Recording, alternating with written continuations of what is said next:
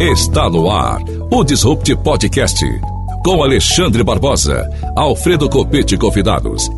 Informações acessíveis sobre inovação, tecnologia e direito em um formato dinâmico e simples. O Disrupt Podcast está no ar. Olá, meus amigos, olá, minhas amigas. Estamos mais uma tarde aqui no Disruptcast com o professor Alexandre. Isso aí. Hoje com o nosso querido amigo Márcio Berti. Vai falar um pouco, conversar com a gente sobre fake news, eleições, né, o futuro da democracia. Boa tarde, Berti. Boa tarde, uma satisfação enorme estar aqui com vocês, meus grandes amigos. Uma honra muito grande poder falar desse tema aqui.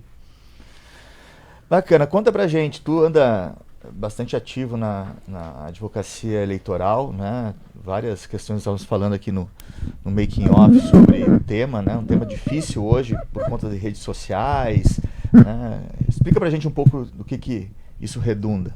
Bom, eu já venho assim me interessando pelo tema fake news já faz algum tempo.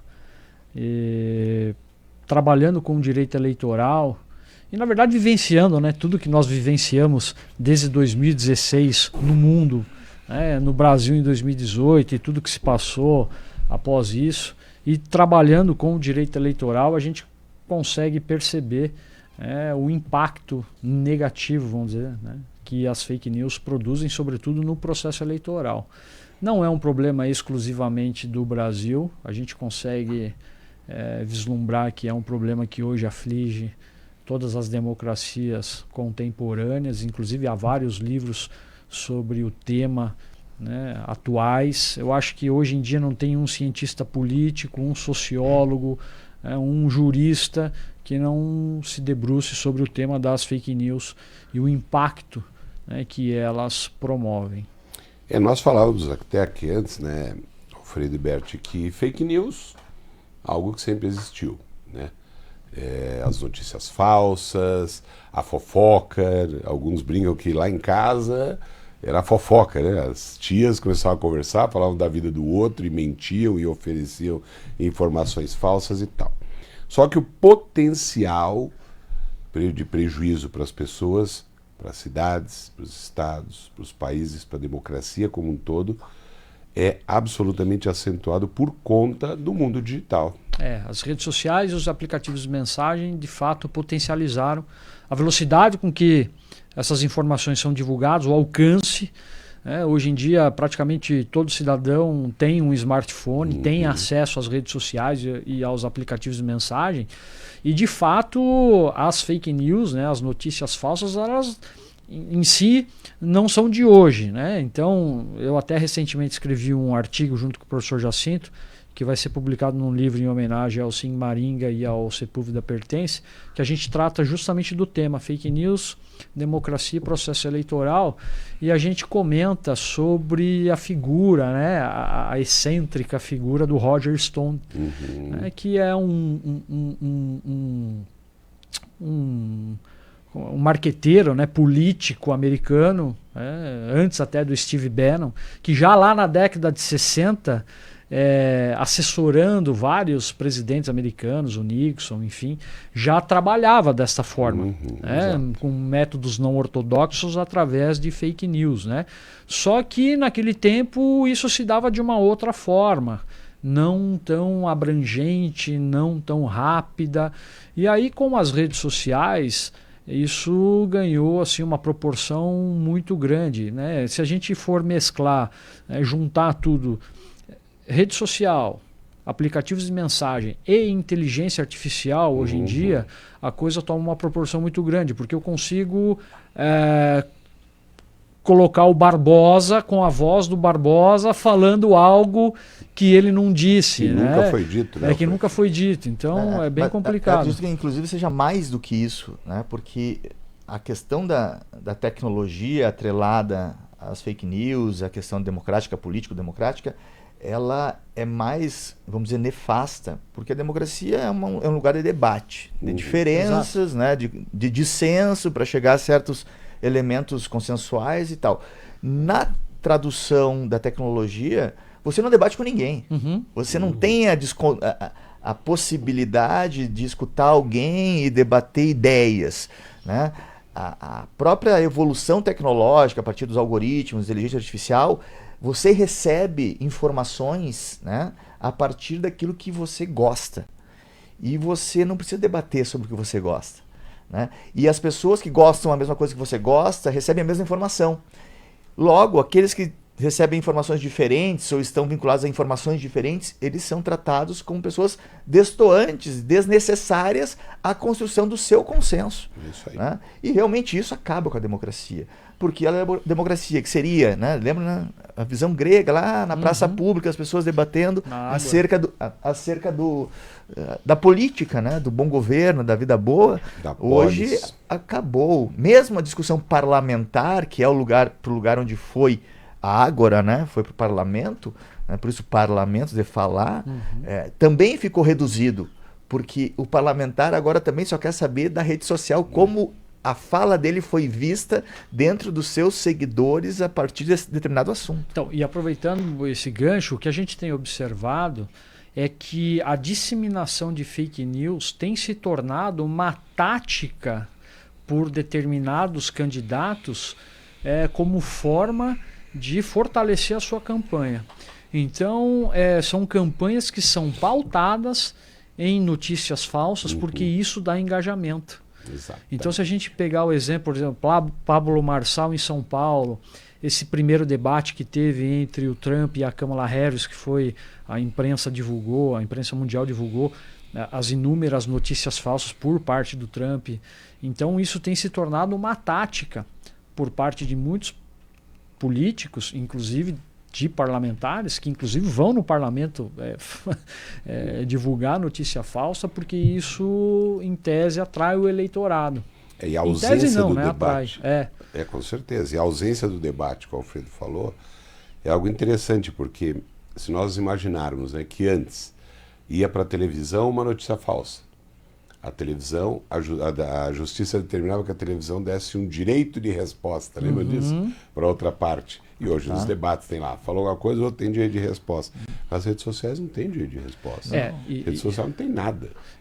Mas é só você entrar lá no que falaram e responder, mas não é assim. Não é assim. As coisas não são tão simples quanto parecem, né? E veja, tu falasse de direito de resposta, tem aquele célebre direito de resposta do Brizola no Jornal Nacional, né? Falando com a voz do Cid Moreira, né? Então, assim, algo que é para nós algo assim impactante no direito, né? Mas que hoje isso se perdeu, né? Mas, Bert, tu acha que e a questão da regulação? Né? Isso é regulável? Você acha que em alguma medida é regulável? No Brasil nós temos uma carência de legislação sobre o tema. No Código Eleitoral, nós temos a previsão de alguns crimes, né? Desde boca de urna, compra de votos, enfim. Um deles é a disseminação de notícias falsas sobre candidatos ou candidaturas durante o pleito eleitoral. Então, assim... e uma pena branda, juizado especial, passivo de transação penal, e que não abrange especificamente o problema que nós temos das fake news. Nós temos o projeto de lei das fake news tramitando no Congresso Nacional, que não avança nesse sentido, né, no efetivo combate à disseminação das fake news. O Marco Civil da Internet também não consegue dar conta desse problema. Então a gente precisa mesmo de uma legislação que de fato dê conta de tudo isso. A gente até comentava aqui antes de começar o programa, falando sobre o livro da Empoli, o Engenheiros do Caos. Ele traz lá uma notícia sobre o estudo que o MIT fez. Eu não vou me recordar se é 6 vezes ou 20 vezes, enfim, a velocidade que uma notícia falsa ela é propagada, não sei se é 6 ou 20 vezes mais rápida do que uma notícia verdadeira. Ele até faz uma brincadeira, né? Porque você consegue dar a volta ao mundo com uma notícia falsa no mesmo tempo que você demora para calçar um sapato. É mais ou menos isso. E você não tem a mesma velocidade, o mesmo alcance para desmentir essa fake news. Então o grande problema é a gente pensar num mecanismo de controle que seja anterior a disseminação de fake news. E o grande problema é como que a gente vai conseguir fazer isso sem efetivamente cercear o direito à liberdade de expressão. Porque depois que uma fake news ela é disseminada e propagada, a gente não consegue mensurar qual foi o impacto e o efeito que efetivamente ela causou. Então esse controle a posteriori ele pode ser inócuo. Né? E essa regulação que o Alfredo falou e você comentou do projeto de lei das fake news, etc. E temos hoje projeto de lei para discutir inteligência artificial, né, direito à explicabilidade, uma série de coisas interessantes lá. Mas essa regulação, Bert, você acha que ela teria condições? Alfredo também, como é que nós podemos pensar isso em termos não governamentais, em termos não legislativos? Nós precisaríamos ter um espaço de interlocução para pensar numa regulação que fosse uma regulação não normativa legal. Por quê? Porque nós sabemos que o direito sempre está atrás dos fatos. Sempre se dá o exemplo do direito penal, né? Você sempre constrói um fato típico depois que ele já aconteceu. Então, infelizmente, eu não consigo ver também. Há escritos, há muitas pessoas falando sobre mecanismos prévios de controle, mas é complicado, Alfredo. Vocês que trabalham, inclusive no programa de mestrado da Univel, essa questão da regulação, né, da governança, do compliance, eu acho que as Big Techs elas têm que ter a consciência de que hoje as fake news elas têm uma potencialidade de interferir nas democracias do mundo inteiro. E o que a gente tem visto é que ela não interfere para o bem. Então, eu acho que existem agências reguladoras autônomas que prestam um serviço de verificação, né? Mas elas não são tão efetivas, porque elas apenas desmentem a notícia. Então, a gente tem, por exemplo, no Brasil, Fato ou Fake, Agência Lupa, enfim, uma série de agências que fazem esse serviço. E tem algumas redes sociais, tem alguns aplicativos que também tentam fazer uma avaliação preliminar e aí bloqueia a informação. Eu acho que esse seria o caminho. Só que aí o pessoal fala, mas peraí, fulano está me censurando. É aquilo que você falou antes, é muito difícil. Me parece que essa questão que vocês tocam é o elementar. Mas nós temos que dar um passo atrás também e entender como funcionam as redes e para que elas servem. Elas servem para capitanear recursos econômicos de empresas, enfim, de uma série de corporações. E as corporações elas investem em lugares onde elas são mais vistas. Tá? Então as pessoas que pararem mais em certos posts, né, estiverem seguindo certos conteúdos, elas vão estar mais propensas a visualizar essas publicidades. Né? Então, porque a rede social ela é feita, você é a estratégia da rede social. Né? Você é o conteúdo da rede social. Você é o objeto da rede social. Né? Então, e se sabe que nós, intuitivamente, gostamos mais por isso engenheiros do caos, gostamos mais do caos do que das questões mais tranquilas da sociedade. E eles perceberam isso, aqueles três. Claro. Então, o que fizeram? Eles fazem a divulgação de conteúdos radicais, traz mais atenção daquele que está zapeando, né? Passando o dedo ali na rede social. Logo, é ali que está o valor econômico da publicização. Então, teria que reestruturar tudo para entender que você não pode, que isso é proibido. Né? Por quê? Porque o mercado vai colocar dinheiro onde é mais visto. O que é mais visto? Né? No bom português, na treta.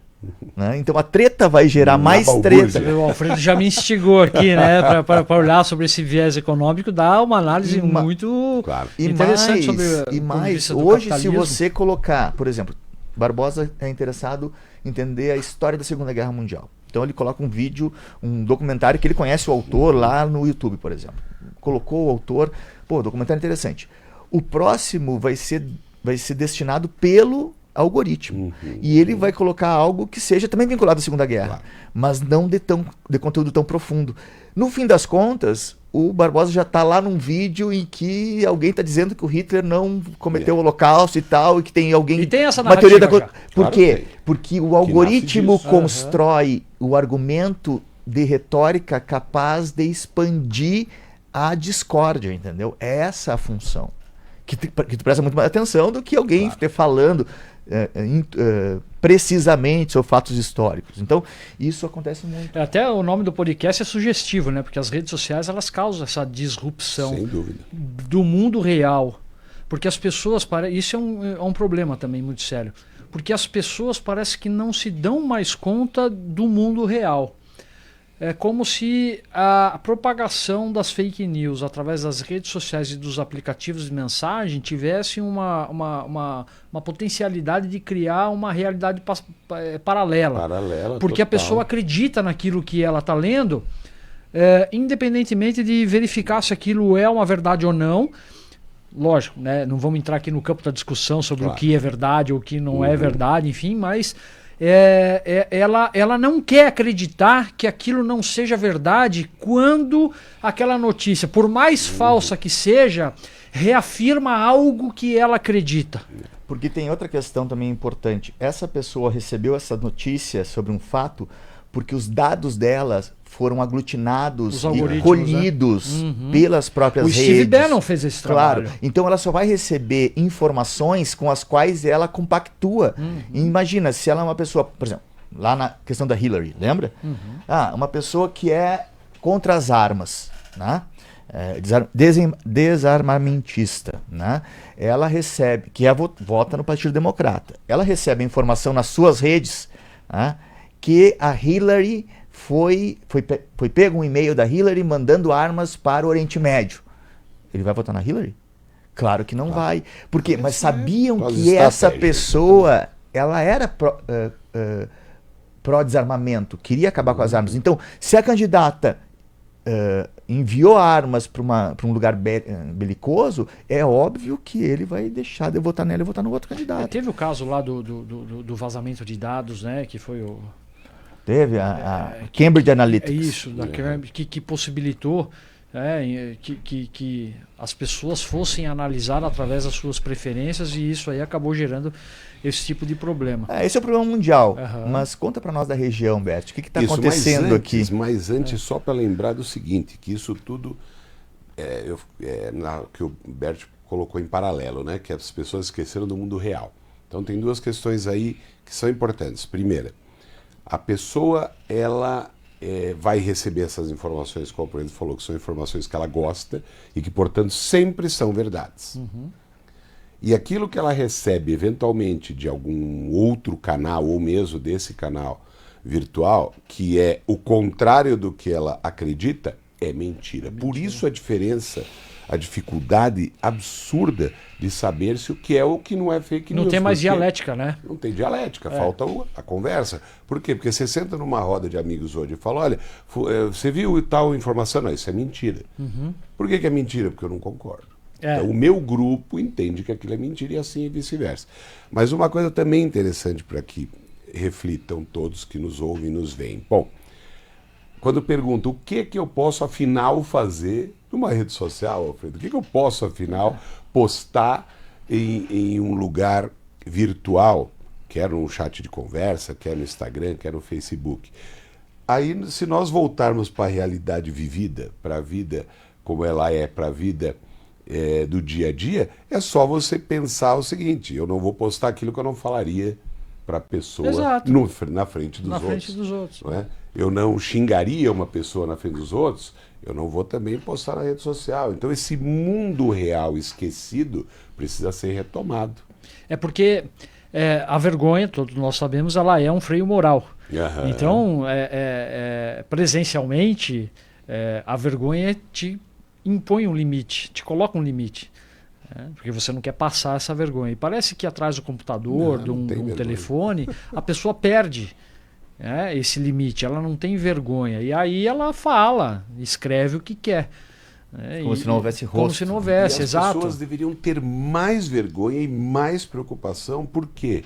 Porque aquilo que ela fala numa rede social se propaga no tempo, no espaço e nunca mais é retirado. O Brasil, nós sabemos que não tem direito ao esquecimento. E o que ela fala numa praça pública, numa rua, salvo se alguém filmar, Eu estava voa com o escutando vento, um podcast agora, semana passada eu estava vindo para cá, e dizia assim, saiba por que nós não morremos mais. Né? Eu sou como não morremos mais, daí era uma questão justamente das redes sociais. Você está eternizado na rede social. Está a eternidade. E como é que está a região mesmo, que o Alfredo perguntou? Bom, eu estou assessorando 2 municípios, né, no eleitoral, Toledo, uma coligação em Toledo e outra em Marechal. Estou com problema em Marechal, com relação à rede social, que dissemina fake news lá sobre um candidato, e aí a gente consegue ver na prática a dificuldade, inclusive que a Justiça Eleitoral tem para conseguir, por exemplo, porque hoje o debate sobre fake news, democracia e processo eleitoral, ele está permeado por ideologias, né? Isso é evidente. Então, inclusive dentro do nosso parlamento. Nós temos um direito fundamental à liberdade de expressão, que segundo alguns seria absoluto, e isso então nos daria o direito a qualquer cidadão a ir numa rede social, a falar, escrever qualquer coisa sobre, né, quem quer que seja, sem que isso implicasse qualquer responsabilidade, e nós sabemos que a coisa não é bem assim. Não é assim. Então, criaram lá uma página no Instagram para disseminar notícias falsas, utilizando-se da ferramenta dos stories, porque ele é temporário, e isso dificulta ainda mais a atuação da Justiça Eleitoral, porque se você não fizer print, você não tem como comprovar aquilo, porque não fica materializado, some. Então a gente começou a acompanhar esse Instagram e fazer prints, né? E aí entramos com uma representação eleitoral contra o responsável pela página tal, e aí foi oficiado a Meta, o Facebook, enfim, aí a gente começa um longo caminho, até que a gente consegue a informação dos IPs que foram utilizados para acessar aquela página. E aí a gente descobre que muitos IPs são de Wi-Fi. Por exemplo, a pessoa vai num restaurante, tem IP de igreja, tem o Wi-Fi de uma igreja. Só quer dizer, alguém foi na igreja, conectou no Wi-Fi da igreja, acessou a página e fez uma postagem. Tem de restaurante, tem de autopeças. Então você vê que eles se utilizam desses artifícios. Tem muito. Você vê, é uma página que foi criada em relação à eleição em Marechal Cândido Rondon. Mas há vários acessos no Mato Grosso do Sul, em várias cidades do Mato Grosso do Sul, Amambai, Iguatemi, Carapó, enfim. Então agora a gente está tentando descobrir qual foi o IP responsável pela criação da página. E agora tem um outro problema, porque daí a justiça teve uma relutância para derrubar a página, justamente por conta do direito à liberdade de expressão, até que chegou um ponto que aquilo que estava sendo ventilado eram assim, coisas tão absurdas que não restou outra opção. O magistrado determinou que a página fosse retirada do ar. Resumo, eles criaram outra página com o mesmo nome, só que é a página não sei o que lá, agora é não sei o que lá 2. Criaram a mesma página. Então hoje, inclusive um pouco antes de vir para cá, eu printei e falei, criaram a nova página, enfim. E agora também tem uma outra ferramenta que eu estou estudando para entender como é que funciona. Ouvi dizer lá no episódio X e Alexandre de Moraes, que é o tal do VPN. E essa página que a Justiça Eleitoral de Marechal Cândido Rondon determinou que fosse retirada do ar, você consegue acessar pelo VPN. Eu não sei como é que isso funciona. O Bruno está lá no escritório baixando algumas coisas lá para a gente estudar e entender como é que funciona e como é que a gente faz para cancelar o acesso dessa página também pelo VPN, para poder peticionar ainda hoje, informando que a página pelo VPN consegue ter acesso. É praticamente impossível detectar quem fez. No VPN, né? Isso eu já... Não, eu digo, tu está tentando tirar a notícia do ar, mas não conseguiu responsabilizar os... Não, até agora não. Até agora não. E pelo que eu vi, um longo caminho, porque o que veio, assim, uma relação enorme de IPs de várias cidades, como eu disse, de vários lugares que foram utilizados para acessar essa página. Então agora o juiz até determinou que fosse oficiado às operadoras de internet, enfim, para que identificasse os IPs. Enfim. E tem uma questão também que gera abuso, que é o problema da falta de uma estrutura própria e adequada do judiciário para conseguir fazer esse tipo de, como é que se diz? Não é prova, porque a prova não é produzida pelo judiciário. Mas para lidar com esse tipo, né? Para lidar com esse tipo de situação. Então, tipo, olha, temos aqui uma estrutura de comunicação via TI que vai te fazer encontrar tal. Isso tem que ir para a polícia. Então, a polícia civil tem já, nós temos hoje... Até aproveitando isso, hoje em dia, mas... a dinâmica, por exemplo, do processo penal, ela não é mais como era há 10 anos atrás. Nunca. Hoje em dia, sobretudo nos crimes econômicos e financeiros, a prova ela é praticamente, nesses casos, crimes de lavagem, evasão, enfim, a prova ela é praticamente uma prova digital.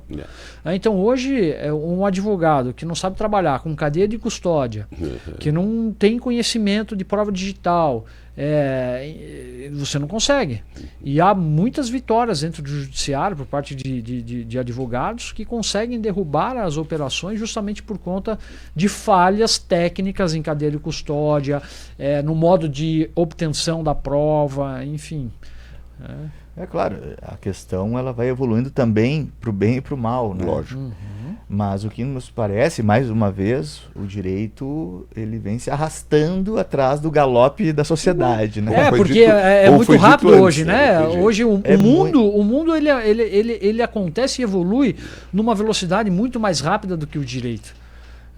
E a gente fica nessa de pensar. Quando a gente conseguir, porque nós não temos ainda, e a discussão está lá no parlamento, uma discussão que é permeada por ideologias que a gente não sabe o que vai dar, mas talvez quando essa lei, né, das fake news que implementa a liberdade e transparência na internet, quando ela chegar para nós efetivamente, a gente já vai ter outros problemas e ela da internet. Ela não vai dar conta, exato. E a tristeza é, infelizmente, constatarmos que isso não vai melhorar, né? Isso vai piorar. Por quê? Porque quando eu era estagiário lá no Banco Itaú, no departamento jurídico, teve um crime que era o crime da montagem do cheque. Então eles pegavam o cheque, tiravam o fundo do cheque e colavam as frentes. Imagina você pegar uma folha, desmontar uma folha e colocar outras informações na frente, colava aquilo, ia no banco e sacava o cheque. Quando batia lá na hora da compensação, você já estava com o dinheiro na mão, falava, não, mas esse cheque aqui ele não tem lastro.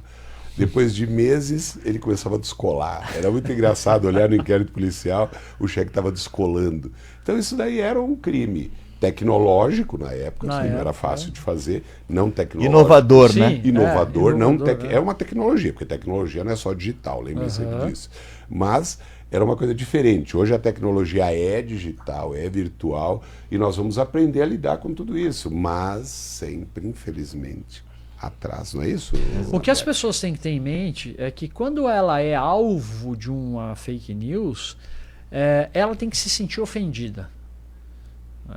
É como se aquele que criasse a fake news e propagasse dissesse, olha, não importa se essa notícia é verdadeira ou não. Aquele que receber vai acreditar porque... Então é como se ele colocasse em dúvida a própria... a própria cognição da pessoa que recebe aquilo. Então, aquele que recebe, por mais que aquela notícia, né, possa, de alguma forma, ir ao encontro daquilo que aquela pessoa acredita, se ela não for uma notícia que corresponda à realidade, né, essa pessoa tem que tomar o cuidado, né, é que nem o palmeirense, né, ele acredita que tem mundial. Aí sacaneou com o time de alguns amigos nossos, nenhum da mesa aqui, mas tudo bem. Vamos dar réplica.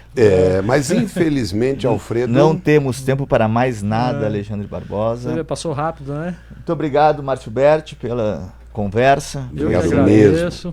Obrigado, né? E semana que vem estamos de novo com mais um Disrupt na terça-feira, às 16h30. Na CBN Cascavel. E também no Spotify e no YouTube. Vocês poderão assistir e ouvir essa nossa conversa em breve nas redes sociais. Obrigado, Márcio. Obrigado. Eu agradeço. Um abraço, gente.